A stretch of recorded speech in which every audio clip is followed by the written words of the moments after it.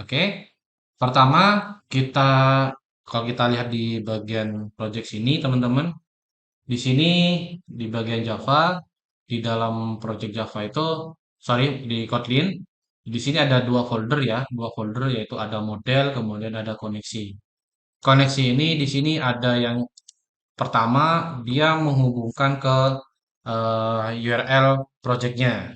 Kemudian di bagian kedua di file yang kedua itu menghubungkan ke endpoint API yang kita punya. Itu contoh misalkan tampil, cari, sifat, edit, sama push. Jadi pertama kali kita bikin folder. Cara bikin folder di dalam sini kita new, kemudian kita nambahkan package, kita kasih aja di sini koneksi, kemudian di sini model. Ya, mungkin saya jelaskan terlebih dahulu ya. Pertama ya, yang udah saya jelaskan tadi, koneksi ini saya buka tab 2 aja di sini biar enak. Pertama di sini ada retrofit yang dimana dia menghubungkan ke project. Kemudian di sini API endpoint dia eh, memanggil endpoint yang kita pakai untuk mengeksekusi. Contoh kayak tampil data, cari data, simpan data, edit data, hapus data. Kemudian di sebelah sini ada model. Model ini ya mungkin teman-teman bisa cari referensi yang di mana gitu ya di internet ya.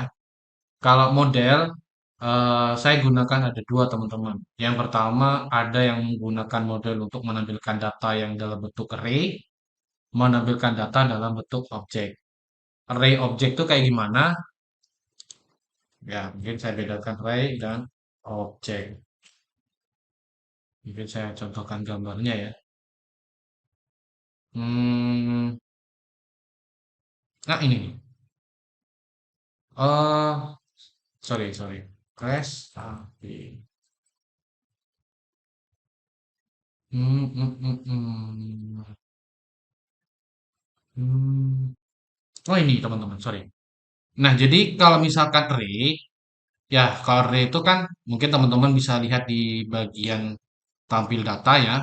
Kalau array itu diawali dengan ada kurung seperti gini, ya, kurung siku-siku ini. Ya, kalau objek, ya ini kan kurung kurawal. Nah kayak gitu. Jadi yang objek itu hanya digunakan untuk menampilkan data satu saja. Kalau array yang bersiku-siku ini untuk menampilkan data yang lebih dari satu, bisa dua, bisa tiga, bisa empat, dan seterusnya. Jadi saya pecah kayak gitu.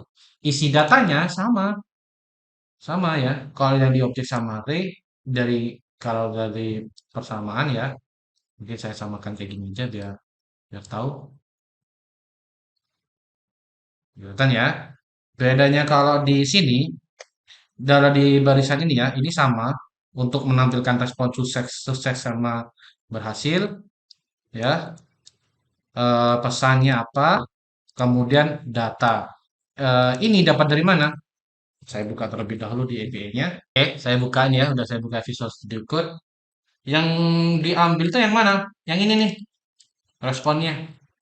Kan kita responnya ada tiga tuh, ada sukses, data, sama pesan.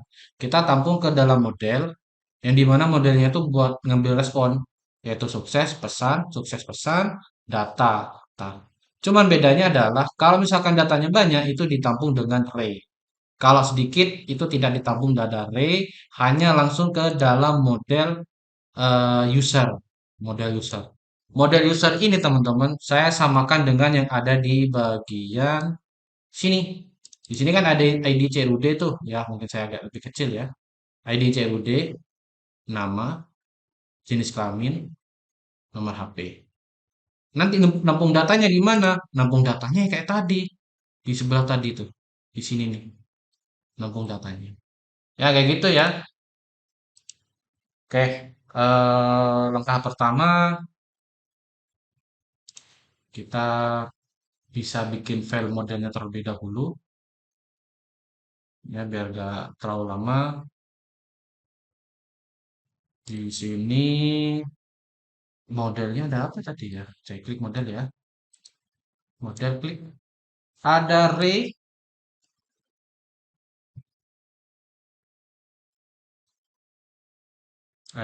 copy aja ini, copy paste. Objek sama model. Ya, bikin filenya, ininya diisi, di copy aja, nggak apa, copy ya. Lalu di bagian ray, kalau merah kayak gini, ini cukup di Alt Enter aja, Alt Enter. Model juga sama,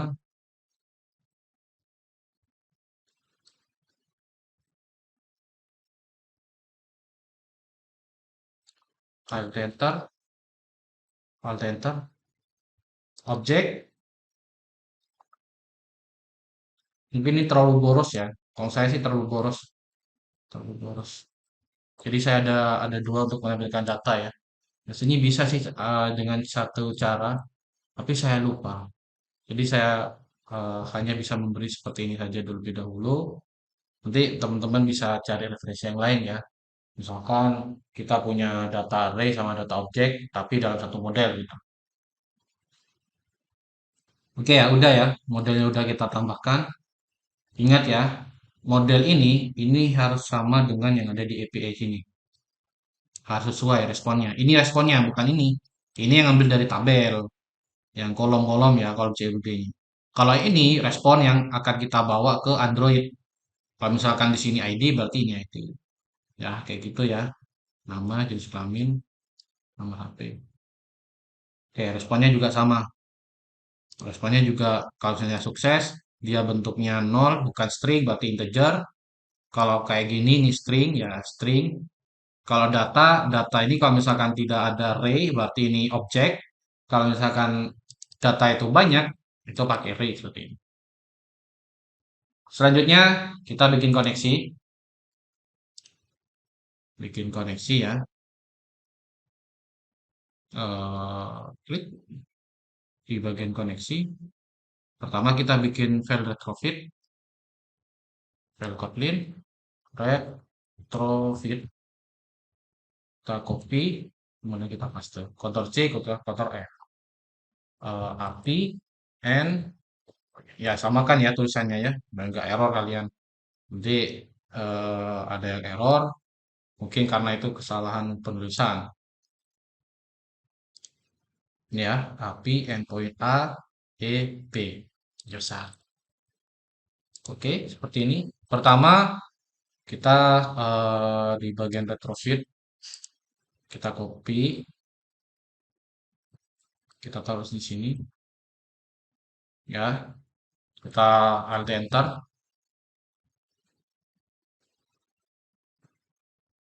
Oke. Selanjutnya, ini poin pentingnya. Ini poin yang sangat penting sekali. Kalau misalkan nama project kalian, misalkan ya, saya contoh di sini, saya buka project saya itu ada di localhost, namanya CRUD. Ya, ini nih. Ini file CUD saya yang akan kita pakai ke Android. Tapi ini uh, domainnya atau URL-nya itu adalah localhost. Jadi kalau di Android itu kita tidak bisa menulis localhost di sini teman-teman. Nggak bisa. Malahan error nanti ketika eksekusi itu error. Jadi langkah pertama, ini ada dua langkah. Langkah pertama, kalau misalkan kita menggunakan HP pada satu jaringan, satu modem, kita bisa menggunakan namanya buka dulu Windows R, ya, tulis CMD ya gini lah ya. Ya, kemudian kita tulis IP config. Kalau kita udah terhubung ke internet, IP config itu kita dapat ya di sini nih. Setelah kita IP config dapat IPv4 dan ini yang kita pakai untuk ke lokal ya, ke lokal ini. Kalau misalkan kita punya domain web yang online ya kita cantumkan aja di sini.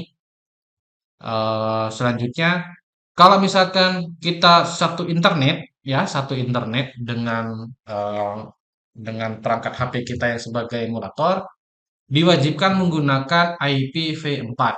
Nah, menggunakan IPv4 ini. Caranya adalah kita tulis ipconfig, muncul v4, kita di blok aja ya, kemudian di enter, ya udah di copy kemudian di paste. Kalau kita coba, maka muncul seperti ini. Ya, kalau misalkan menggunakan emulator bisa nggak dengan metode ini? Bisa dong, nggak ada masalah, nggak ada masalah, aman. Malahan diwajibkan seperti ini. Kalau misalkan tidak ada internet gimana ya? Nggak hubungi internet dan saya menggunakan emulator virtual seperti ini. Emulator virtual ya teman-teman ya. Caranya kalau saya lihat di internet itu ya IP lokal virtual device Android. Nah, biasanya IP-nya itu 10.0.2.2. Itu kalau misalkan kita tidak koneksikan ke internet ya, nggak musikan ke internet. Itu bisa 0.10.0.2.2/CRUD. Dan tapi saya tidak menyarankan teman-teman menggunakan ini. Supaya apa? Supaya kalau misalkan apa ya namanya ya?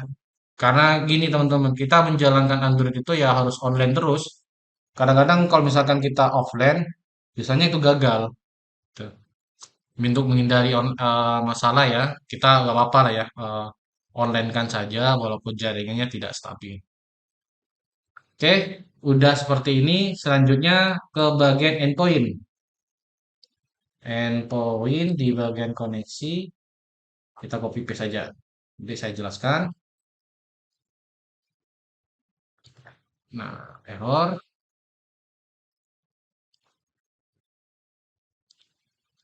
Alt Enter ya, pilih yang eh, retrofit. Kalau ada import retrofit, itu retrofit. Nah, oke, Alt Enter. Ya, diklik Alt Enter. Oke, saya jelaskan terlebih dahulu karena beberapa API yang kita pakai itu metodenya ada get sama post saja. Kalau get bentuknya seperti ini, ya, kalau menampilkan data, kan kita nggak bawa parameter nih, nggak bawa ID.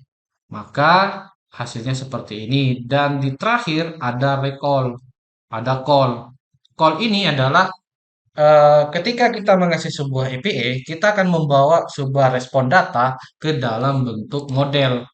Bisa hasil suksesnya satu, pesannya berhasil, datanya muncul. Nah, jadi seperti itu. Kembali lagi, ya. Jadi kalau misalkan kita mengakses API tampil data, nanti recall datanya atau callback, namanya callback, dia akan ditampung pada model ray data.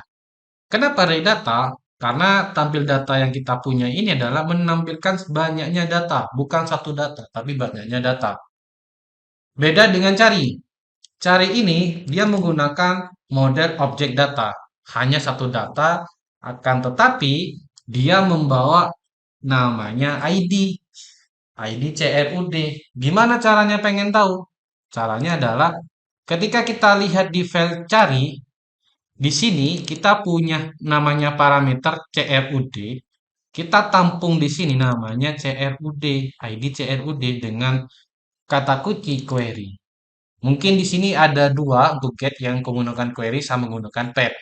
Kalau pet itu beda lagi teman-teman. Kalau pet itu biasanya ya, kalau menggunakan RESTful API, misalkan cari slash seperti ini ya, ID CRUD. Dan ini juga namanya bukan query tapi pet gitu. Nah, kayak gitu ya. Kemudian form, sorry, ini udah get seperti ini ya. Contohnya get seperti ini. Kemudian post. Nah, post ini kan dia mengirim data lewat body.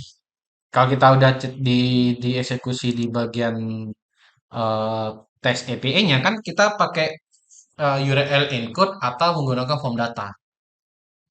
Nah, di sini biasanya di retrofit kita menambahkan lagi di atas form di post itu menggunakan form URL encode sebagai penanda inputan data, yaitu menggunakan URL encode.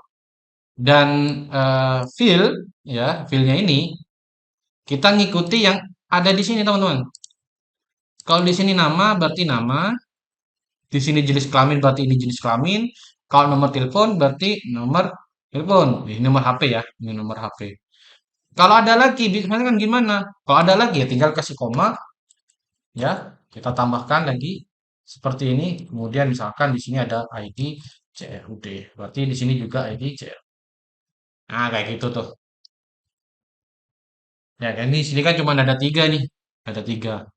Beda lagi dengan menggunakan yang edit. Edit ini kan ada satu, dua, tiga, empat, ada empat. Kalau di APA edit ada apa saja? Oh ada ID, ada nama, ada jenis kelamin, ada nomor HP. Ya jadi ada empat ya, ada empat. Kalau post, oh sorry bukan post, yang terakhir adalah hapus. Kalau hapus cuman ID ya, berarti di sini juga ID karena dia metodenya post melewati dari URL encode, berarti di sini ID, berarti di sini juga harus ID. Harus sama, harus sama. Kalau misalkan ini tidak sama, maka data yang dikirim dari Android ke API itu tidak tersinkron atau ada yang salah di bagian variabel Android-nya. Jadi harus sama dengan yang ada di API. Kalau misalkan di EPE di sini ID CRUD, di sini pun juga harus ID CRUD gitu. Oke ya, sampai sini ya. Nah, selanjutnya di sini ada yang error. Saya error itu ini kalau gini nih error nih ya. Karena ngebaca file. Oh, sorry, ini kurang R. Oke, sorry bukan sini. R Petrovic. Sorry, kebiasaan saya tuh typo. Nah, ini udah mulai biru lagi ya. Berarti ini udah bener. Nah, dari model dan koneksi kita udah nambahkan. Selanjutnya kita untuk nambah data ya, nambah data di bagian sini.